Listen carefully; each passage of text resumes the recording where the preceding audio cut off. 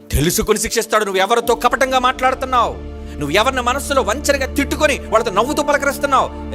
ఈ బంధాల విలువ తెలియదు కనుక నువ్వు మాట్లాడే ప్రతి మాటకి శిక్ష వేస్తాను నీకు అంటున్నాడు దేవుడు.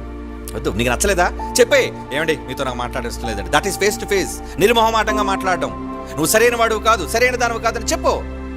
నచ్చకపోతే అది సరైనదైతే నీ మనస్సులో భేదాన్ని పెట్టుకుని ఎదుటి వాడితో నవ్వుతూ మాట్లాడుతూ ప్రేమిస్తున్నట్టుగా నటిస్తూ ఇలాంటి బంధాలు వద్దు.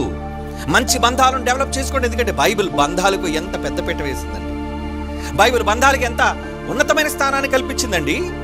ప్రతి వ్యక్తిని ఇంట్లో ఎలా నువ్వు గౌరవించాలి, ఎవరి పట్ల నువ్వు ఎలాగా నీ కృతజ్ఞత చూపాలి అని ఎంత చక్కటి బంధాలను గూర్చి దేవుడు బైబిల్లో రాయించి పెడితే ఆ బంధాల విలువ తెలియకుండా మనుషులను గూర్చి ఏమండి నోటుకొచ్చిన మాటలని మాట్లాడి బంధాలను చెడగొట్టే మాటలేనండి.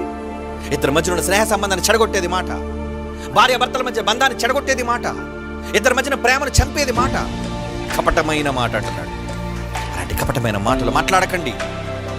మాట్లాడే ప్రతి దానికి శిక్ష అంటున్నాడు. చూడండి, నేను ఈ సంగతులను తెలుసుకుని వారిని శిక్షింపకపోదునా. ఇలా కపటమైన మాటలు మాట్లాడి ఎవరైనా నువ్వైనా గుర్తుపెట్టుకోండి, ఎవరెవరు మాట్లాడుతున్నారు వారిని శిక్షింపకపోదునా. ఇట్టి జనులకు నేను ప్రతిదండన చేయకుండా ఉంటానా. ఇది యెహోవా వాక్కు. భూమి ఆకాశాలు గతించిపోయినా నా మాట తప్పనంటున్నాడు దేవుడు.